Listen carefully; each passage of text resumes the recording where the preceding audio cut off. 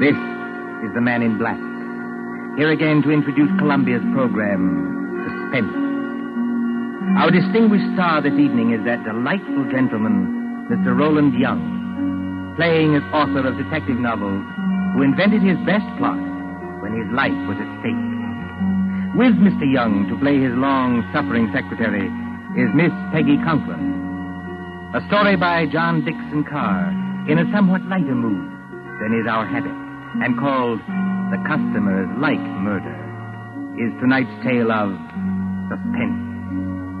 If you've been with us on these Tuesday nights, you will know that suspense is compounded of mystery and suspicion and dangerous adventure. In this series are tales calculated to intrigue you, to stir your nerves, to offer you a precarious situation, and then withhold the solution until the last possible moment. And so with The Customers Like Murder and the performance of Roland Young, we again hope to keep you in suspense. On a hot summer night in a village on the east coast of England, a famous writer of detective stories is dictating to his secretary.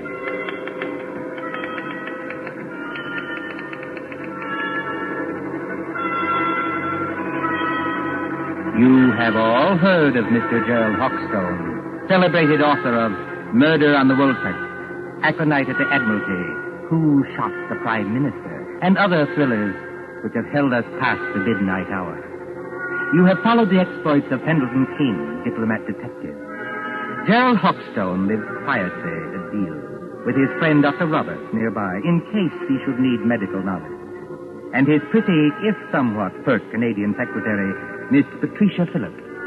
Gerald Hawkstone would be a happy man, even in wartime, if it were not for...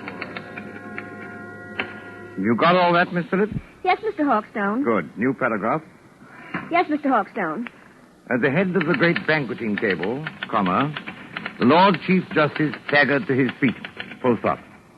His face was a ghastly whitish color, and his eyes had become glassy. Is he drunk, Mr. Hawkstone? No, Miss Phillips, the Lord Chief Justice is not drunk. Sounds pretty cockeyed to me. For your information, Miss Phillips, the Lord Chief Justice has just been poisoned with curare because he discovered the identity of the master criminal. Is that clear? Yes, Mr. Hawkstone. But I wish you wouldn't do it.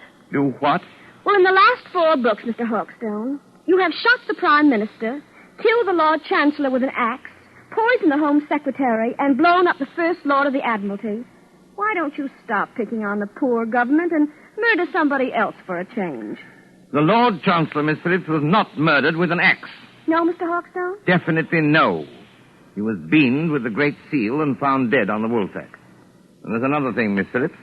Whether you talk like this because of a dense vacuum in what we will charitably call your mind... Really, Mr. Hawkstone? Or whether you are really making out what you might define as hot cracks, I don't know. But I don't want any more of it, do you hear? Just as you please, Mr. Hawkstone. Oh, Lord, where was I? His face was a ghastly whitish color, and his eyes had become glassy. Sounds like me. All right. A single choking cry escaped his lips, comma, and his body crumpled to the floor, full stop. New paragraph. With one swift stride, Pendleton King had reached the fallen man. He can't have done that, Mr. Hawkstone. Who can't have done what? Pendleton King. What about him? Well, on the last page, you had him sitting at the foot of the table. So he can't get there in one stride, unless you want him to sail across the room like a kangaroo. There are times, Miss Phillips, when I should like to poison you with curare and dance on your grave. I was only trying to help. All right, change it, strike it out. With hardly a second's delay, how's that? Comma. Pendleton King had reached the fallen man, full stop. New paragraph, quote. I feared it, comma, close quote, he muttered, full stop. Quote. Note the rigidity of the muscles, exclamation point. Note the characteristic odor of curare, which... That won't do, Mr. Hawkstone. Why not? Curare hasn't got any odor. Now there, Miss Phillips, you've really gone too far. But I can't help that. It's true. If you will permit the small vanity, I am noted for the correctness of my medical knowledge. Who is murdering the Lord Chief Justice, you or I? You are. But you might murder him properly. Curare hasn't got any odor. I say it has. And I say it hasn't. Listen, Miss Phillips. I propose to settle this rather childish dispute by going next door and asking Dr. Roberts. Will that convince you? Ferrari hasn't got any odor. Anyway, the Lord Chief Justice wouldn't be mixed up in any such silliness as this. Silliness, eh? Yes, I said silliness. Read your evening paper. The Lord Chief Justice is sentencing some American gangster who got involved in a robbery over here. That's the sort of thing he really does. You're very fond of these gangster reports, aren't you? Yes, I am, because they're real. Real? Fa! Don't you say fa to me. Merely remarking, Miss Phillips, that with your usual ingenuity, you sidetracked the argument. I am going to see Dr. Roberts. That's not necessary, of course. My own knowledge of poisons is as great as that of any doctor. Dr. Fa. And finally, kindly don't say fa to me, either. When I return, Miss Phillips, I hope to find you in a better frame of mind. Please observe that I, at least, have been able to keep my temper. Excuse me. All right. Go on. See if I care.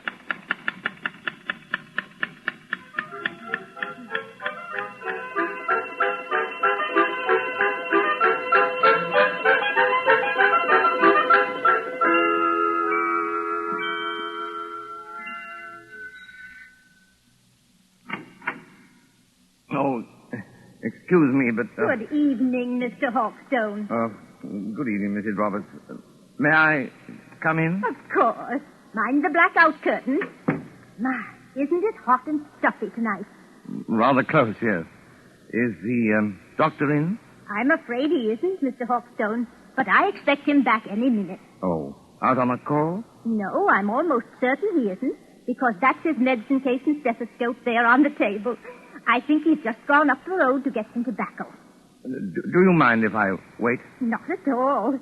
But you will excuse me if I run along. I promised Mrs. Anderson I'd drop in there. It's her neuralgia again, and I'm terribly late already.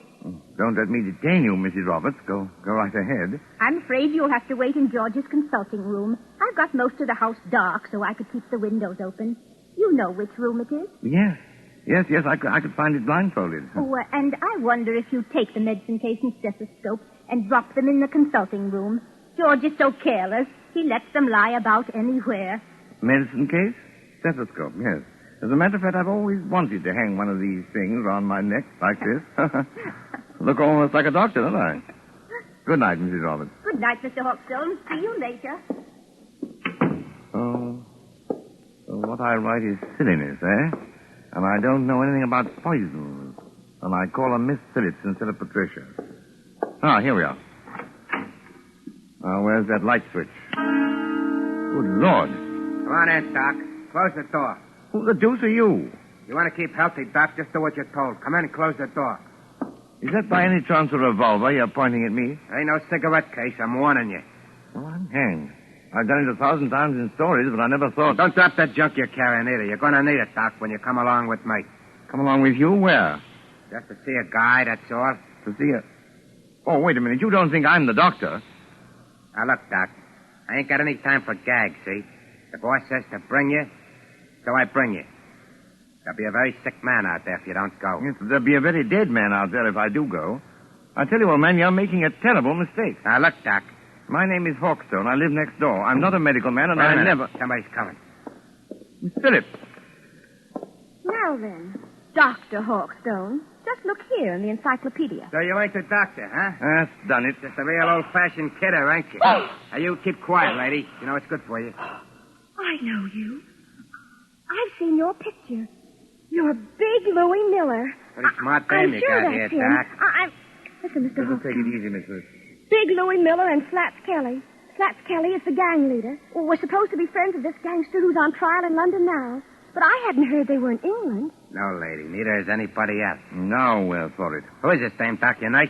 No, she's my secretary. She doesn't know anything about this. She seems to know too much about it, if you ask me. Come on, lady. You're going with it. Going? Where? Just for a little ride, lady. Just for a little ride.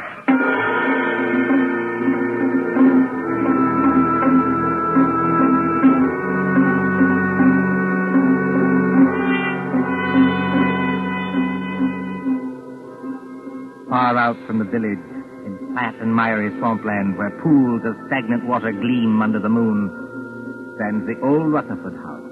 It is a desolate place, a on the track of Field Marshal Goering's bombers when they crossed the coastline. But there are no searchlights here, and no guns. Only the heat on the glimmering marshes and the decaying, weather-boarded house as a motor car approaches. Drive straight ahead, Doc. Right around to the back of the house. Remember, I still got this rod against the back of your neck. As a matter of fact, Louis, I'm rather enjoying this. All except the murder. What murder? We ain't gonna bump anybody off. Maybe not you, old boy, but I am. Just wait till I get at your patient. I don't see how you can joke about this. I'm not joking, Miss Phillips. If Louis won't tell us what's wrong with the patient... Whenever you mind the patient, Doc, you just drive around here. Here, whoa. So... Right here. Oh. So this is the enchanted castle, eh? Climb out of here. Walk ahead of me over to that house. Come on, Miss Phillips. That's right, lady. You too. Come on. Hey, hold on, Doc. Grab a can of this cleaning fluid here. You can help me carry it in. Cleaning fluid? Yeah, there's 2 cans of it. If I can carry one, then I need my other hand for this rod. Come on. We ain't got all night. Get it out of the back seat. Professionally, this is a little out of my line of duty. What do you want with the cleaning fluid? The boss's suits get all messed up, so I clean them for him. I play nursemaid and everything around here. Come on now. Straight ahead. Stop asking questions. You got this place blacked out, Louis. If the police don't get you, the air raid warden will. Forget it, Doc. We got this place so sealed up, you can hardly breathe inside. In here? That's right, lady. Go ahead. I'll close the door. I can't see, old boy. Which way? Here. Set that can down and follow me. You too, lady. Right here, with the curtains hanging over the door. Now, I want you to meet the boss. So I open the curtain like this. Howdy, Doc. Come right in. Glad to see you. I've been expecting you. Glad to see you, old man.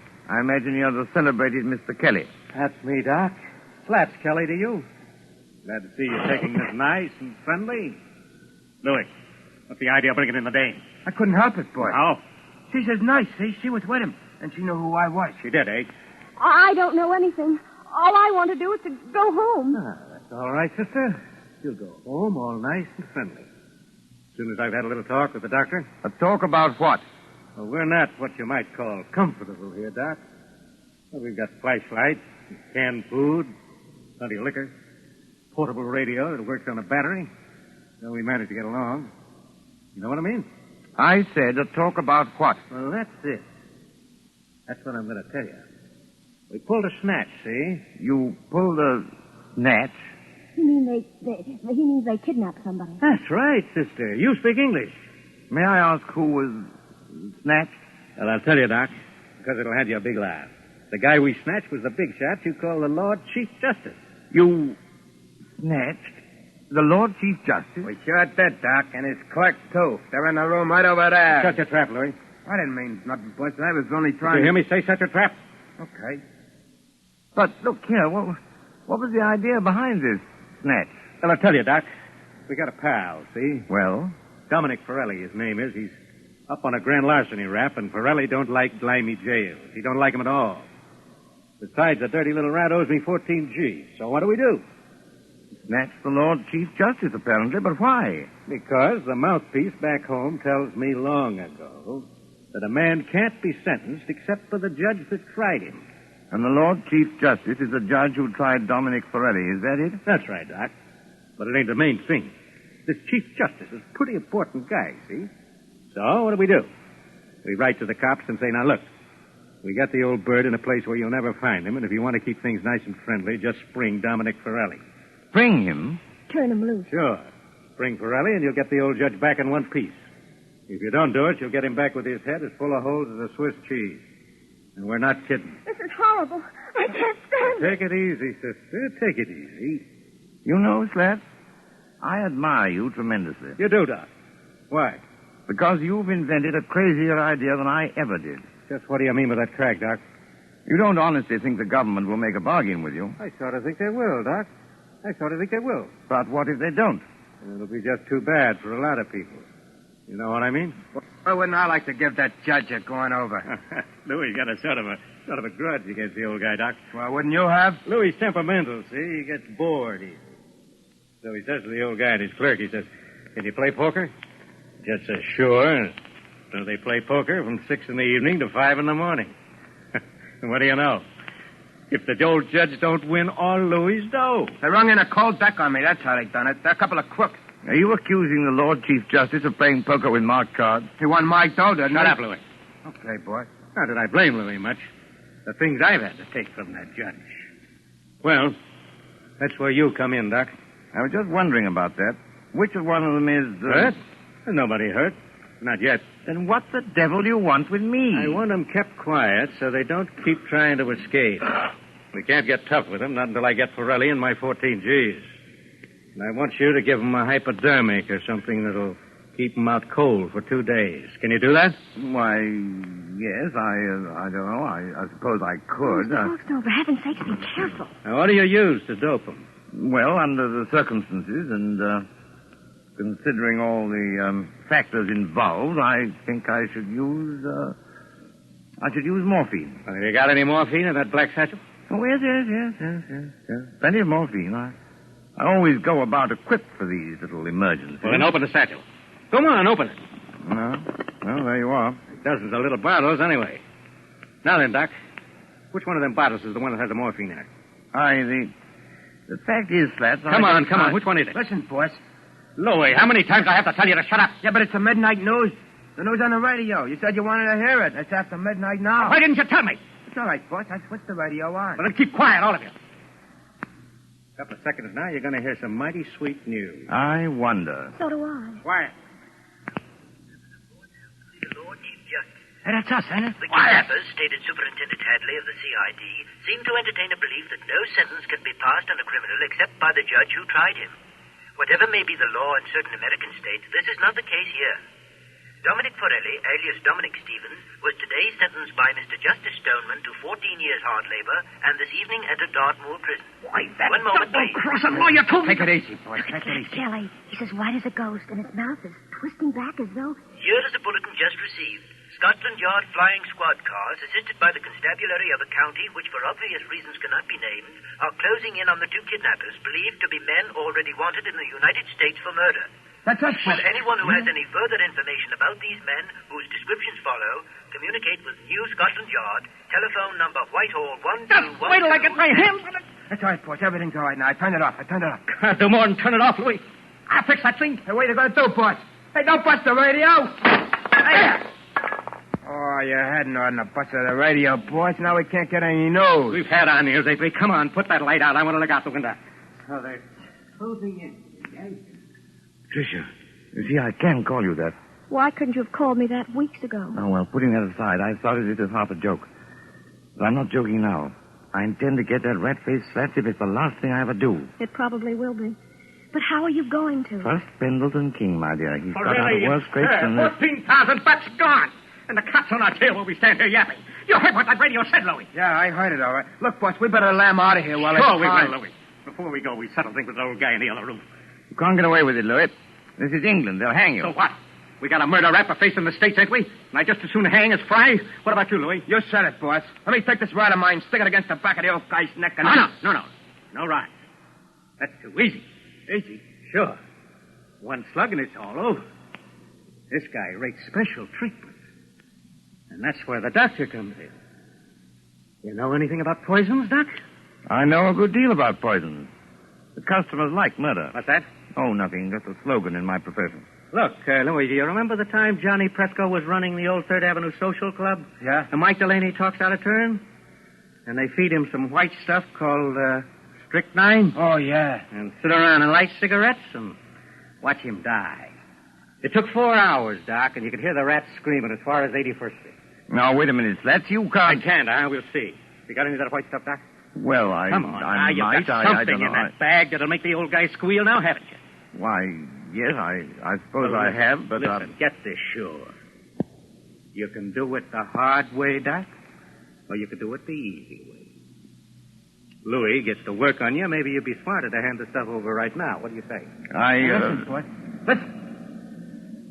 What's the matter, Slats? Troubled by the heat? It is hot in here with all the windows sealed up. That sounds like planes. It is planes. British planes going over to put the heat on Germany? No such luck, old boy. German planes coming to bomb us. About a dozen Heinkels, flying 20,000 feet up. Mm-hmm. Very keen ear, Miss Phillips. I'd say not over 15. That's the first wave set. There'll be another wave in a minute or two. But you needn't be alarmed. They're going somewhere else. They only... Duck, Louis, duck! The way I heard you forced them under the table already. Only a little visiting card set and fully a quarter of a mile away. Put out that light, Why Louis, and bother? pull that curtain back off the window. Yeah, but what's it? See what you can see. Okay. Do as I tell you, big luck. All right. They can't see a thing. The sky's as black as pitch. Oh, look over there. Well, what is it? It's a light, boy. Funny kind of a white light. Up there over the trees. It's not very steady. It starts and then dims, and then it starts and dims. Only a basket of incendiary bombs, Louis. Incendiaries, eh? What is it, Jerry? You got an idea? Louis, this is just what we've been waiting for. Those Scotland Yard cars are going to get held up until we can settle things with those guys in the other room. Come along with me. Why don't you two lugs get smart? Jerry. What's that? You don't want to have your neck cracked on a rope, do you?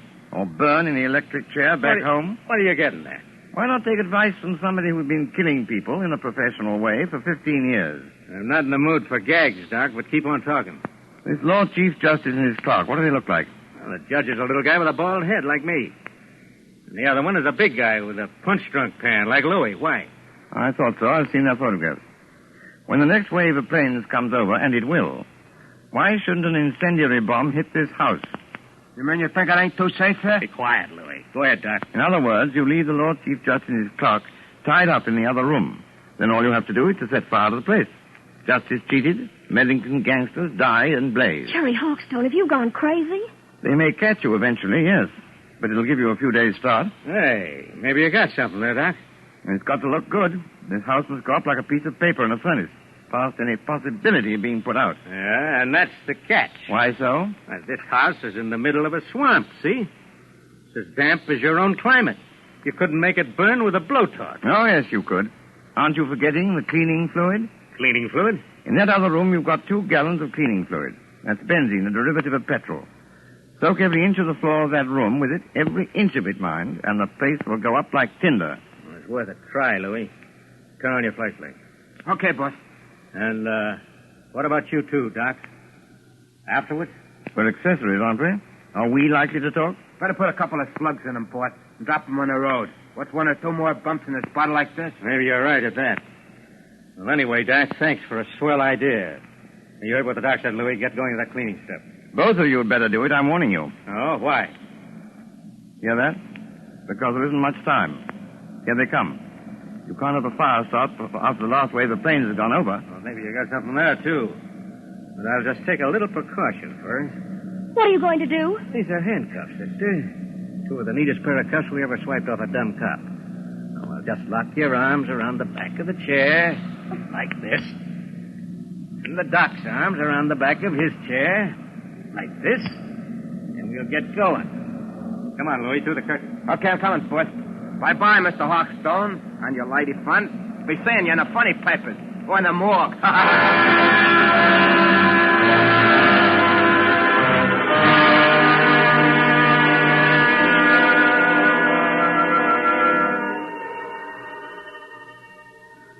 It won't be long now. They must have everything in there soaked with that benzene by now. Jerry, I know you can't be completely crazy. Many thanks, my dear, for the qualification. You're right.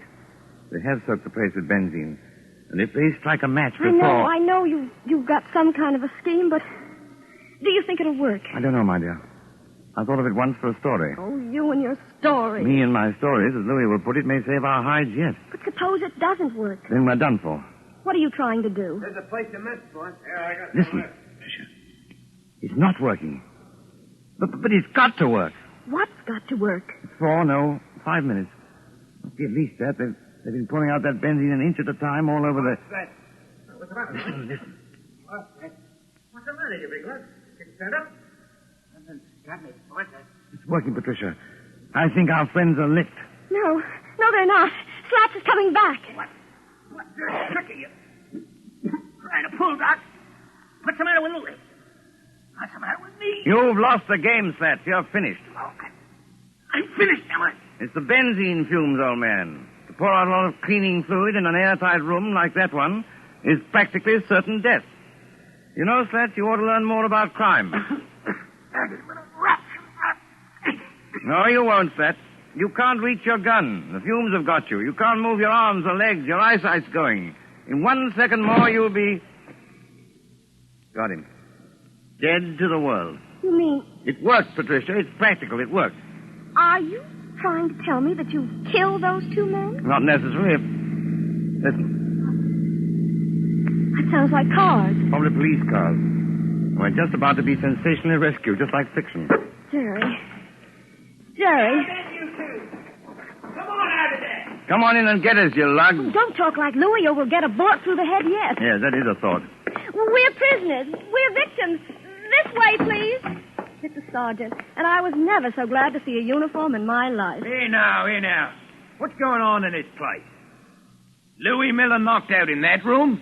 And blimey, if it's not Slats Kelly knocked out in this room. Just a couple of mugs I polished off, Sergeant, all in the day's work. You mean they're dead? They'll be all right if you drag them out in the open air. Oh, I recognize you. You're the writer who was kidnapped tonight. Yes, and you will find the other snatches in that room. But first of all, have you got a key that'll unlock regulation police handcuffs? I certainly have, sir, and I'll get you loose in a jiffy. Never mind me, Sergeant. Never mind my handcuffs. Get this lady free. She's the one I'm concerned about. You know, that's awfully kind of you.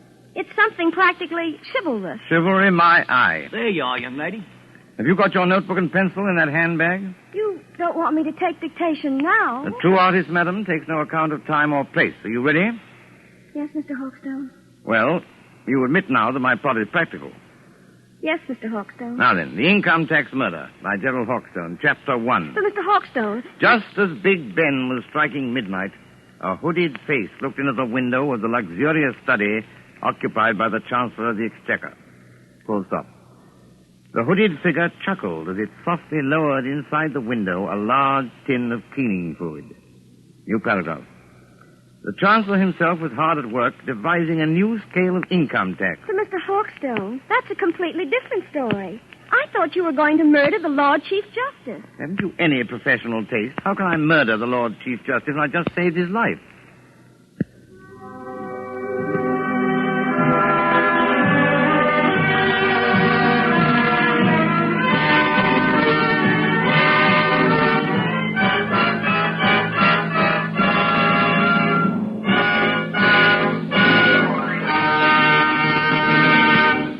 And so ends The Customers Like Murder, starring Roland Young with Peggy Conklin.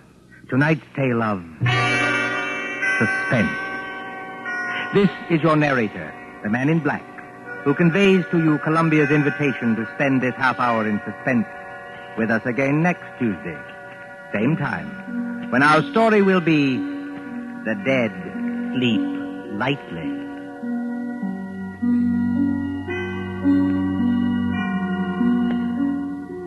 William Spear, the producer, John Dietz, the director, Bernard Herrmann, the composer-conductor, and John Dixon Carr, the author, elaborated on tonight's Suspense.